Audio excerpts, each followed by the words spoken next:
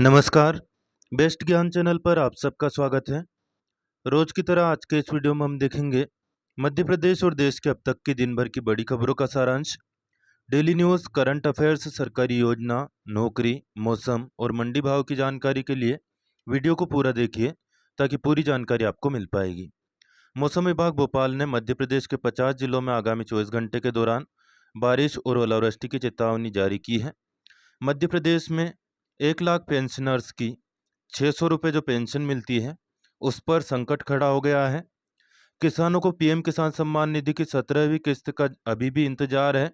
बहुत सारे किसानों के खाते में राशि डल चुकी है, कुछ के खाते में राशि डल चुकी है लेकिन मैसेज नहीं आया है, इसलिए सभी चेक जरूर कर लेना। सबसे पहले वीडियो की शुरुआत करते हैं मौसम से, उसके बाद में अन्य बड़ी खबरों पर नजर डालेंगे। 19 जून 2024 की सुबह तक आगामी 24 घंटे के दौरान मौसम की जो परिस्थितियां बन रही है उसकी हम बात कर लेते हैं। मानसून की उत्तरी सीमा नवसारी, जलगांव, अमरावती, चंद्रपुर, बीजापुर, सुकमा, मलकानगिरी, विजयनगरम और इस्लामपुर से होकर गुजर रही है, जबकि सौराष्ट्र से संलग्न पूर्वोत्तर अरब सागर के ऊपर मध्य समुद्र तल से 3.1 किलोमीटर और 5.8 किलोमीटर की ऊंचाई के मध्य एक चक्रवाती परिसंचरण सक्रिय है। मौसम विभाग ने मध्य प्रदेश में मानसून की जो एंट्री की तारीख है वह 22 से 23 तारीख के मध्य में बताई है। हालांकि कुछ भी अभी कंफर्म नहीं कहा जा सकता क्योंकि मध्य प्रदेश में मानसून की वैसी स्थिति अभी नहीं बन रही है। प्री मानसून की एक्टिविटी फिलहाल जारी है। बात करें आगामी 24 घंटे की, मौसम विभाग ने रीवा, सतना, छतरपुर और मेहर जिलों में कुछ स्थानों पर मध्यम वर्षा के साथ ओलावृष्टि, वज्रपात, झंझावात और झोंकेदार हवाएं चलने की चेतावनी जारी की है।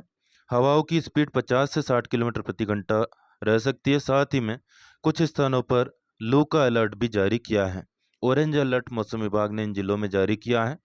मऊगंज और निवाड़ी जिलों में कुछ स्थानों पर मध्यम वर्षा के साथ 50-60 किलोमीटर प्रति घंटा की रफ्तार से हवा चलने की चेतावनी जारी की है।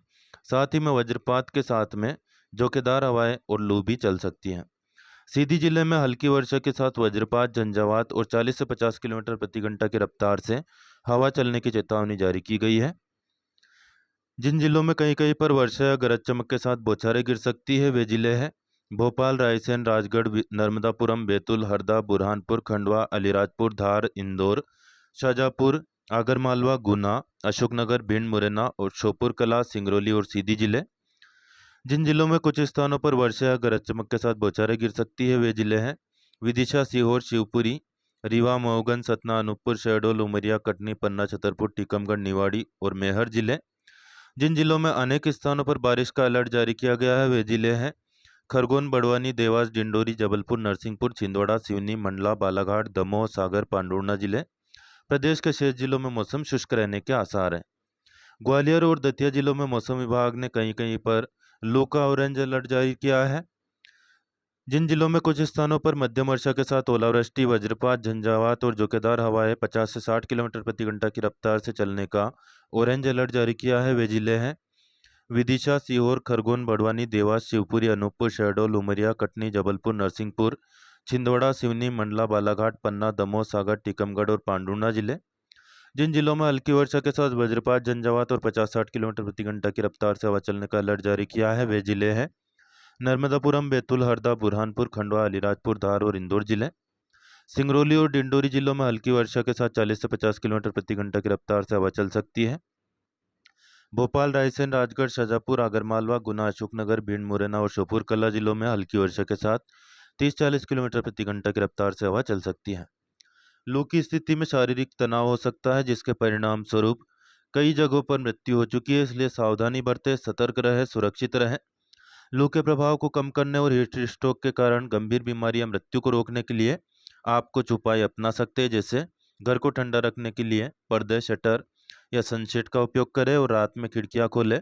जब बाहर का तापमान अधिक हो तो अधिक श्रम वाली गतिविधियों करने से बचें।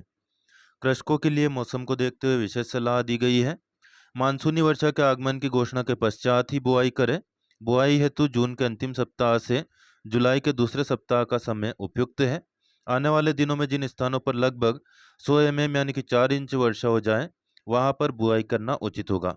साथ ही में पर्याप्त वर्षा होने की स्थिति में या सिंचाई की सुविधा अनुसार 23 जून के बाद ही धान की नर्सरी के लिए खेत को तैयार करें। कपास या सोयाबीन की बुआई मानसून आने के पश्चात भूमि में पर्याप्त नमी कम से कम 4 इंच हो तभी बुआई करें। अरहर की बुआई के लिए खेतों की तैयारी करें। जिन किसान भाइयों के पास सिंचाई की सुविधा उपलब्ध हो वे हरी खाद हेतु मक्का या ढेंचा की बोनी कर सकते हैं। पिछले 24 घंटे के दौरान कहीं बारिश हुई, कहीं लू चली तो कहीं पर ओलावृष्टि भी देखी गई है। सबसे कम और अधिकतम तापमान वाले शहरों की सूची यहाँ पर दी गई है, आप देख सकते हैं। सतना जिले के चित्रकूट में 46.5 डिग्री सेल्सियस खतरनाक तापमान दर्ज किया गया, जबकि सबसे कम न्यूनतम तापमान नरसिंहपुर में दर्ज किया गया 22.6 डिग्री सेल्सियस। दतिया, बैतूल, छतरपुर, शहडोल, छिंदवाड़ा और सिवनी में ओलावृष्टि भी हुई। वर्षा के प्रमुख आंकड़े यहाँ पर दिए गए हैं। कई स्थानों पर वर्षा हुई जिनमें बदरवास, बिजूरी, अमरवाड़ा, चांद, अमरपाटन, पलेरा, टोंक खुर्द, बटियागढ़, जुन्नारदव, बिछुआ, मुरैना, हट्टा, जयसिंह नगर ये सभी स्थान शामिल हैं। 22-23 जून को एंट्री कर सकता है मानसून। प्रदेश में मानसून की एंट्री के लिए अभी करीब 100 घंटे का इंतजार करना पड़ेगा। मौसम केंद्र के senior scientist doctor Ved Prakash Singh ने बताया कि प्रदेश में मानसून 22 या 23 जून को पहुंच सकती है। परिस्थितियां और मापदंड पूर्ण होने के बाद ही मानसून घोषित किया जाएगा। अभी प्रदेश में प्री मानसून गतिविधि जारी रहेगी। मानसून से पहले बिजली गिरी, महिला समेत 5 किसानों की मौत हो गई। डबरा के भितरवार में जमीन सीमांकन के दौरान बिजली गिर गई। इस दौरान चपेट में आने से करैया गांव के 4 किसानों सुशील, ब्रजभान, हरिसिंह कुशवाहा और बल्ली की मौत हो गई। उधर शिवपुरी के भोती स्थित ग्राम भयावन में खेत में काम करते समय बिजली गिरने से मुखी उम्र 42 वर्ष पत्नी धनीराम लोधी की मौके पर ही मौत हो गई। महत्वपूर्ण करंट अफेयर्स है जो कि आपकी प्रतियोगी परीक्षा के लिए महत्वपूर्ण है। वैश्विक ख्याति प्राप्त फिल्म निर्माता विनोद गनात्रा को फिल्मों में उनके योगदान के लिए दक्षिण अफ्रीका के प्रतिष्ठित Nelson Mandela lifetime achievement award से सम्मानित किया गया है। प्रतियोगी परीक्षा में प्रश्न बन सकता है कि Nelson Mandela lifetime achievement award किसे दिया गया है। और इतना ही नहीं, यह पुरस्कार पाने वाले वह पहले भारतीय हैं। इसलिए भी यह प्रश्न आपकी किसी न किसी प्रतियोगी परीक्षा में निश्चित तौर पर बन गया है, ये मान के चलिए। याद कर लीजिएगा कि विनोद गनात्रा ये किस क्षेत्र से संबंधित है। एक प्रश्न तो ये बन सकता है, तो फिल्मों से संबंधित है। और Nelson Mandela lifetime achievement award से किसे सम्मानित किया गया है, तो विनोद गनात्रा को सम्मानित किया गया है। हरियाणा में भाजपा में शामिल होगी कांग्रेस विधायक किरण। हरियाणा में अक्टूबर में होने वाले विधानसभा चुनाव से पहले कांग्रेस को झटका लगा है। हरियाणा के पूर्व सीएम चौधरी बंसीलाल की पुत्रवधू किरण चौधरी और उनकी बेटी श्रुति चौधरी ने पार्टी छोड़ दी है और वे बुधवार को भाजपा में शामिल होगी। श्रुति चौधरी कांग्रेस की हरियाणा इकाई की कार्यकारी अध्यक्ष भी थी। निर्जला एकादशी पर लाखों की भीड़ अयोध्या में देखी गई। बात अगर चुनाव की करें, अफवाह चल रही है फैजाबाद लोकसभा में भाजपा की हार हुई है, लेकिन अयोध्या एक विधानसभा है जो फैजाबाद लोकसभा के अंदर पड़ता है। फैजाबाद लोकसभा में कुल 5 विधानसभा सीटें हैं, दरियाबाद, रुदौली, मिल्कीपुर, बीकापुर और अयोध्या। तो अयोध्या विधानसभा जो है यहाँ पर भाजपा की जीत हुई है, न कि हार। तो जो अफवाह चल रही है उन पर ध्यान न दें। 10 जुलाई तक बिना नागदा ट्रेन बंद, साबरमती एक्सप्रेस का रूट बदला। पचोर रेलवे स्टेशन से गुजरने वाली बीना नागदा पैसेंजर को इंटरलॉकिंग वर्क के चलते 10 जुलाई तक बंद किया गया है। इसके साथ ही साबरमती एक्सप्रेस का रूट बदला गया है। यह ट्रेन कुछ समय के लिए मक्सी से शुजालपुर, बैरागढ़ होते हुए विदिशा से अपने निर्धारित मार्ग पर चलेगी। ट्रेन का मार्ग बदले जाने से गुना, अशोकनगर, ब्यावरा, पचोर, सारंगपुर और शाहजहाँपुर के यात्रियों को सुविधा नहीं मिलेगी। रेलवे स्टेशन प्रभारी कमल मीणा ने बताया कि भोपाल डिवीजन में माधवखेड़ी के पास इंटरलॉकिंग वर्क के चलते बिना नागदा पैसेंजर को 10 जुलाई तक बंद किया गया है। इसके साथ ही साबरमती एक्सप्रेस के रूट में परिवर्तन किया गया है। इंटरलॉकिंग वर्क पूरा होते ही बिना नागदा पैसेंजर शुरू होगी और साबरमती एक्सप्रेस भी अपने निश्चित मार्ग से चलेगी। 18 तारीख को पीएम किसान सम्मान निधि की 17वीं किस्त के तहत 9 करोड़ 26 लाख से अधिक लाभार्थी किसानों के खाते में 20,000 करोड़ रुपए से अधिक की राशि का सीधा ट्रांसफर किया गया। साथ ही में कृषि पेरा विस्तार कार्यकर्ता के रूप में कृषि सखियों का प्रमाणीकरण किया गया। वाराणसी, उत्तर प्रदेश से शाम 5 बजे पीएम नरेंद्र मोदी के द्वारा। प्रधानमंत्री किसान सम्मान निधि के तहत अब तक 11 करोड़ से अधिक किसानों के बैंक खातों में सीधे 3 लाख करोड़ रुपए से अधिक की राशि ट्रांसफर हो चुकी है। लाभार्थी किसानों को प्रतिवर्ष 6,000 रुपये की प्राप्ति 3 समान किस्तों में होती है। लाभार्थियों को समस्याओं को दूर करने के लिए एक समग्र शिकायत निवारण तंत्र व केंद्रीकृत हेल्प डेस्क भी बनाया गया है। कृषि सखी कार्यक्रम भी हुआ, जिसमें कृषि सखी बनने के लिए स्व सहायता समूह की महिलाओं को कृषि के विभिन्न पहलुओं में प्रशिक्षित किया जाता है। अब तक 34,000 कृषि सखियों को पेरा विस्तार कार्यकर्ता के रूप में प्रमाणीकरण किया गया है। कृषि सखी कार्यक्रम जो है यह लखपति दीदी अभियान का भी हिस्सा है, जिसके तहत बहुत सारी लाखों कृषि सखियों को लखपति दीदी के तहत लखपति बनाया जाएगा।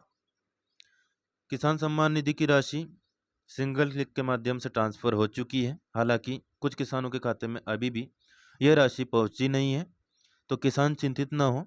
आज लगभग सभी किसानों के खाते में जो पात्र है उनके खाते में यह राशि पहुंच सकती है। वहीं मध्य प्रदेश में भी जो किसान सम्मान निधि की राशि मुख्यमंत्री किसान कल्याण योजना के नाम से डलती है, वह भी इस हफ्ते किसानों के खाते में डल सकती है, क्योंकि पिछली बार मार्च में जमा हुई थी और उस राशि को डले 4 महीने बीत चुके हैं। पूर्व मुख्यमंत्री शिवराज सिंह चौहान, जो कि वर्तमान में कृषि मंत्री है, इन्होंने चुनाव से पहले जो संकल्प पत्र है बीजेपी का, उसमें वादा किया था। बीजेपी का वादा है और मोदी की गारंटी, यानी कि हर गारंटी पूरे होने की गारंटी। यह बात भी बार बार, चाहे मुख्यमंत्री किसान, चाहे मुख्यमंत्री मोहन यादव हो, चाहे कृषि मंत्री शिवराज सिंह चौहान हो, चाहे प्रधानमंत्री नरेंद्र मोदी हो, बार बार दोहराते हैं कि मोदी की गारंटी यानी पूरा होने की गारंटी। हालांकि 2700 रुपये की जो गेहूं का भाव की गारंटी थी वह अभी तक पूरी नहीं हुई है, लेकिन उम्मीद है कि किसानों के खाते में मुख्यमंत्री वाले 2,000 रुपये भी जल्द ही डाले जा सकते हैं। हालांकि ऑफिशियल घोषणा इसकी नहीं हुई है। डाकघर अधिनियम 2023 18 जून 2024 से प्रभावी हो गया है। अधिनियम के प्रावधान के अनुसार अब राज्य की सुरक्षा और सार्वजनिक व्यवस्था सहित निर्दिष्ट आधारों पर भारतीय डाक के माध्यम से भेजी जाने वाली किसी भी वस्तु को सरकार गंतव्य तक पहुंचने के पहले ही बीच में रोक सकती है। डॉक्टर मोहन यादव के द्वारा 18 जून को प्रातः 9:30 बजे शासकीय सुभाष उत्कृष्ट उच्चतर माध्यमिक विद्यालय शिवाजी नगर भोपाल में स्कूल चले हम अभियान का शुभारंभ किया। 3 दिवसीय कार्यक्रम होगा, राज्य स्तरीय प्रवेशोत्सव कार्यक्रम, जिसमें छात्र छात्राओं को प्रवेश के लिए जागरूक किया जाएगा और प्रवेश दिया जाएगा। पिछले 6 माह में बहुत सारी उपलब्धियां गिनाई है सरकार ने। वीडियो को रोक करके या फिर स्क्रीनशॉट लेकर के आप इसको पढ़ सकते हैं। झांसी पुणे सहित 4 ट्रेनें 19 से कैंसिल हुई है। गोवा बदले रूट से चलेगी। मध्य रेलवे के पुणे मंडल के दोंड मनमाड़ सेक्शन में ये दोहरीकरण का जो काम चल रहा है, उसके चलते बहुत सारी गाड़ियां निरस्त हुई है। निरस्त जो गाड़ियां हैं, वीरांगना लक्ष्मीबाई झांसी पुणे स्पेशल 19 और 26 जून को निरस्त। पुणे वीरांगना लक्ष्मीबाई झांसी स्पेशल 20 और 27 जून को निरस्त। जबलपुर पुणे स्पेशल 23 जून को निरस्त। वहीं पुणे जबलपुर स्पेशल 24 जून को निरस्त रहेगी। कुछ गाड़ियां बदले रूट से चलेगी। जम्मू तवी पुणे झेलम एक्सप्रेस 27 और 28 जून को अपने प्रारंभिक स्टेशन से चलकर बदले रूट वाया मनमाड़, इगतपुरी, कल्याण, पनवेल, पुणे के रास्ते गंतव्य को जाएगी। Nizamuddin Vasco D gamma Goa express 28 और 29 जून को अपने प्रारंभिक स्टेशन से रवाना होकर बदले हुए रूट वाया मनमाड़, इगतपुरी, कल्याण, पनवेल, पुणे के रास्ते से गंतव्य को पहुंचेगी। शिवराज सिंह चौहान को झारखंड के प्रभारी मंत्री की जिम्मेदारी दी गई है। अभी हाल ही में झारखंड सरकार ने मध्य प्रदेश की तरह ही 50,000 से लेकर 2 लाख रुपए तक के कृषि ऋण माफ करने की घोषणा की है।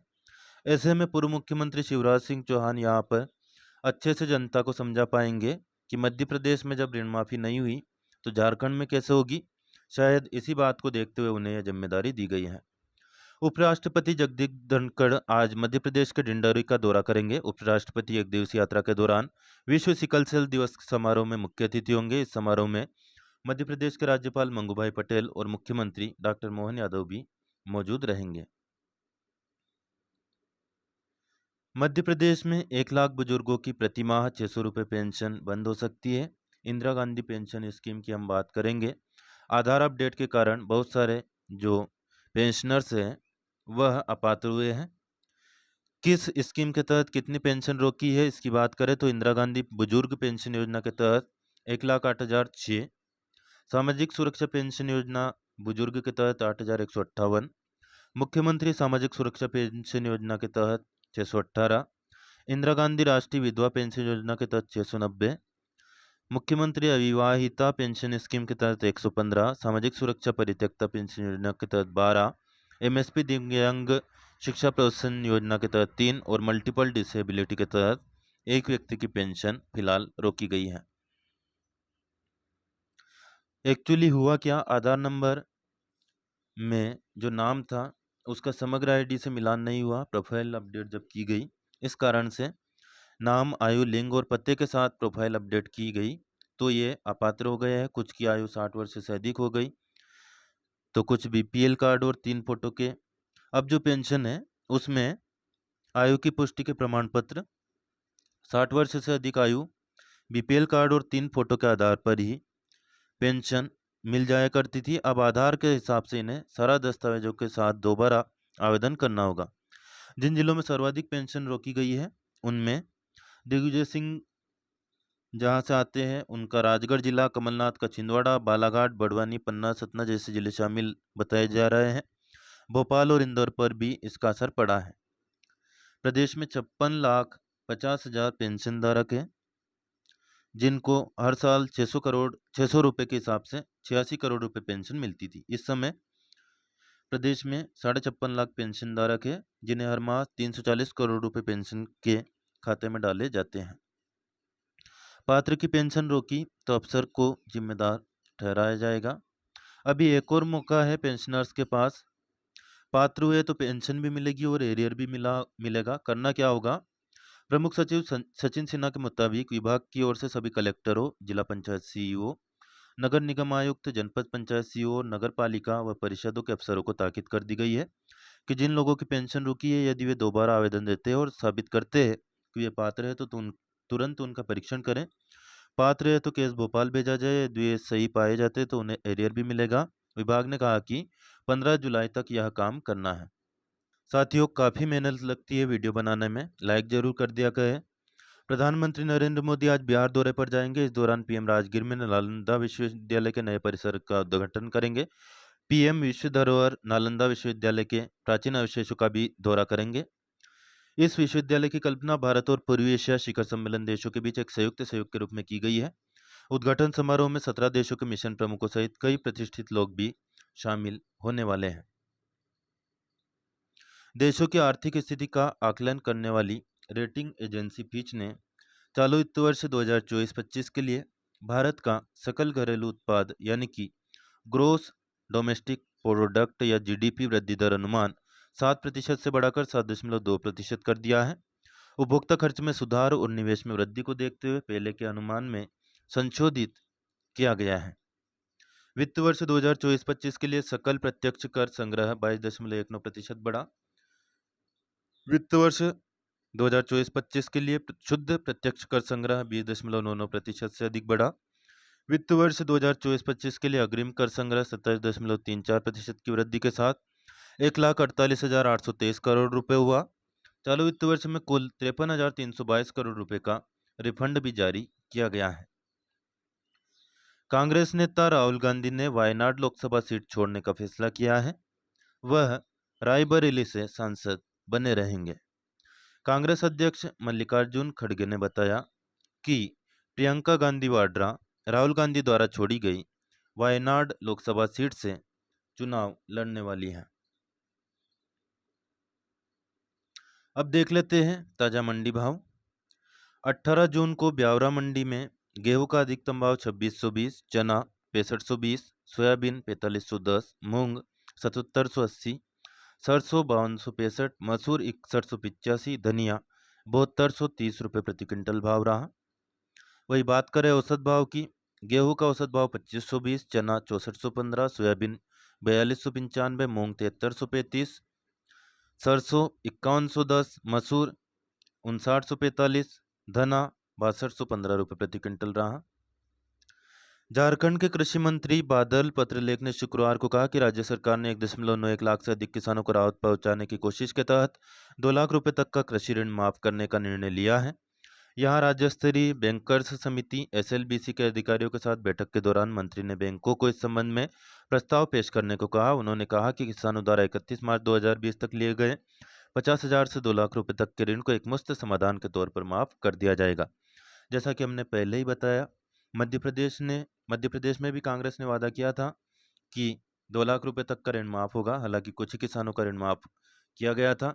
ऐसे में शिवराज सिंह चौहान के पास जो प्रभार का राज्य है झारखंड, उनके पास एक बड़ी चुनौती होगी कि कर्ज माफी के बावजूद क्या यह स्टेट मध्य प्रदेश के पूर्व मुख्यमंत्री शिवराज सिंह चौहान का जो प्रभार दिया गया है उनके खाते में जा पाएगा, यह देखने वाली बात होगी। मुख्यमंत्री डॉक्टर मोहन यादव ने ग्वालियर जिले के भितरवा विकासखंड के ग्राम पंचायत करैया में आकाशीय बिजली गिरने से 4 नागरिकों के असामयिक निधन पर शोक व्यक्त किया है। मुख्यमंत्री डॉक्टर मोहन यादव ने जिला प्रशासन को मृतकों के परिजन को आरबीसी 64 के तहत 4-4 लाख रुपए की आर्थिक सहायता तथा घायल के समुचित इलाज के निर्देश दिए हैं। डेली न्यूज़, करंट अफेयर्स, सरकारी योजना और नौकरी की जानकारी के लिए बेस्ट ज्ञान चैनल को सब्सक्राइब करना बिल्कुल न भूलें। और ऑलरेडी सब्सक्राइब कर चुके हो तो बेल आइकन यानी कि घंटी का बटन जरूर प्रेस कर देना, ताकि आपको नोटिफिकेशन मिलना स्टार्ट हो जाएगा। प्रधानमंत्री चुने जाने के बाद में नरेंद्र मोदी ने हाल ही में जो 10 बड़ी घोषणाएं की है, उनमें प्रधानमंत्री आवास के 3 करोड़ नए घर भी शामिल है। प्रधानमंत्री का लाइव भाषण आप सुन सकते हैं। वीडियो के नीचे लिंक दी गई है डिस्क्रिप्शन में, या वीडियो के अंत में भी आपको वीडियो मिल जाएगा, वहां पर क्लिक करके। फिलहाल इस वीडियो में इतना ही। लाइक, शेयर और सब्सक्राइब करना बिल्कुल न भूलें और अन्य दोस्तों को भी शेयर करें। चैनल पर नए हो तो चैनल को सब्सक्राइब जरूर कर लीजिए और आपकी राय कमेंट करके जरूर बताएं। फिलहाल इस वीडियो में इतना ही। धन्यवाद। जय जवान, जय किसान, जय हिंद, जय